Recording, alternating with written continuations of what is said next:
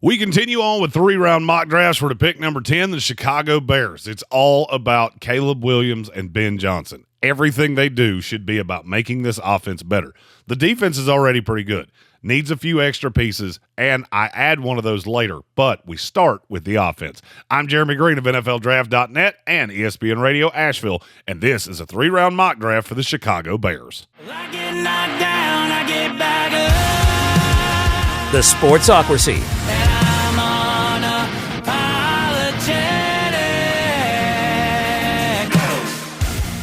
If you want to help a young quarterback going into a new system, the best way to do that's with a left tackle. So that's what I'm going to do here at number 10 with Kelvin Banks Jr., offensive tackle out of Texas.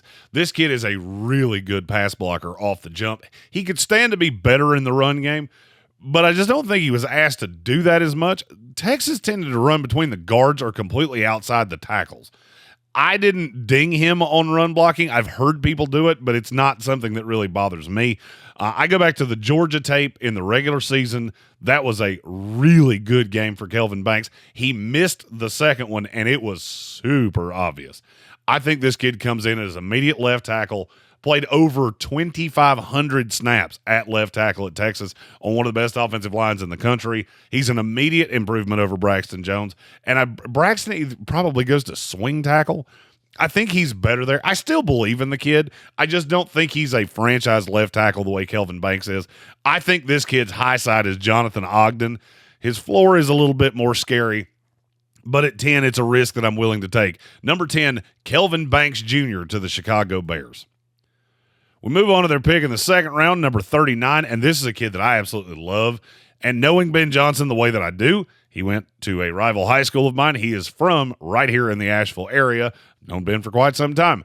I know how he wants to run an offense, and I look at DeAndre Swift as kind of a wish version of Jahmyr Gibbs. That means you need a thumper between the tackles, and at 39, I take Caleb Johnson, running back out of Iowa. This kid is really immature. From reports, I don't know that personally, but I have heard that it could push him down the board a little bit, that he has maturity issues. He's also my 2B among running backs in this class. Genty's 1, Johnson and Amarian Hampton are basically 2A and 2B. This kid is insanely good between the tackles. Absolute stud at Iowa, and you got to realize, at Iowa, they didn't have any passing game to really prop him up. You really knew what he was going to be. 4.42 yards after contact per attempt, which is an insane number, and I don't know that I've ever seen one that high. I think he fits really nicely into what Ben wants to do in that David Montgomery role. I think this kid can be a star in the league. He's not the greatest pass catcher that you've ever seen. Only had 29 catches in 3 years at Iowa. So I'm not going to say he can't do it. He just wasn't asked to do it very much. But the good thing is you have DeAndre Swift. I don't think you have to ask him to do it. Just go get me yards between the tackles, and that is absolutely something that this kid can do. The tape that I liked the most from him was against Northwestern, Washington, and Minnesota.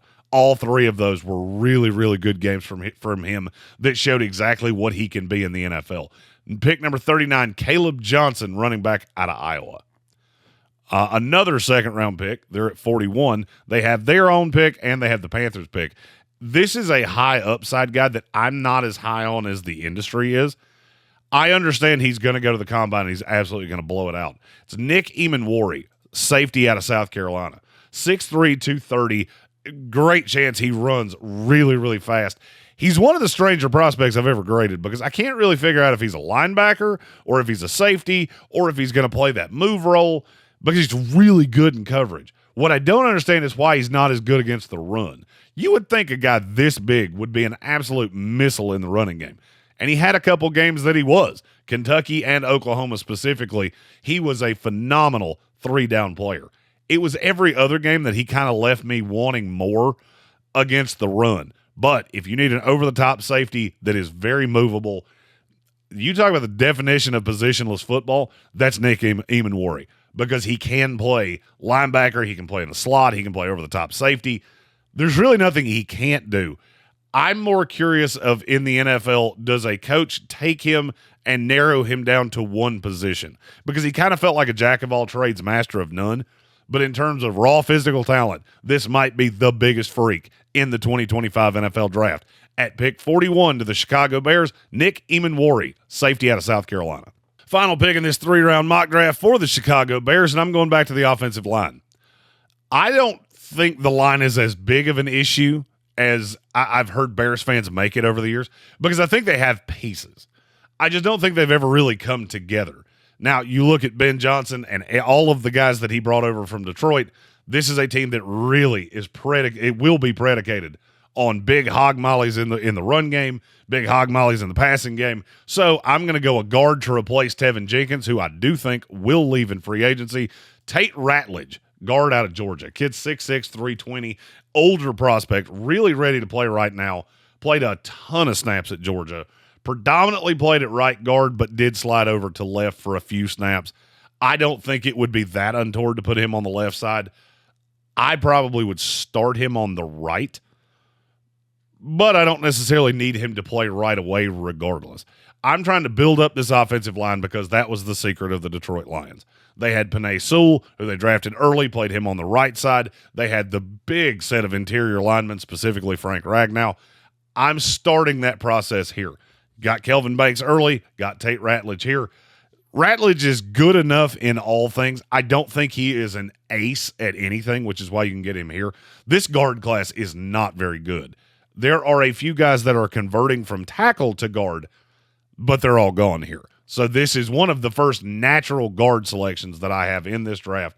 At number 72 to the Chicago Bears, Tate Ratledge, guard out of Georgia. If you like these picks, if you hate these picks, if you just want to call me a big mulleted jackass or ask about my beard, I don't really care.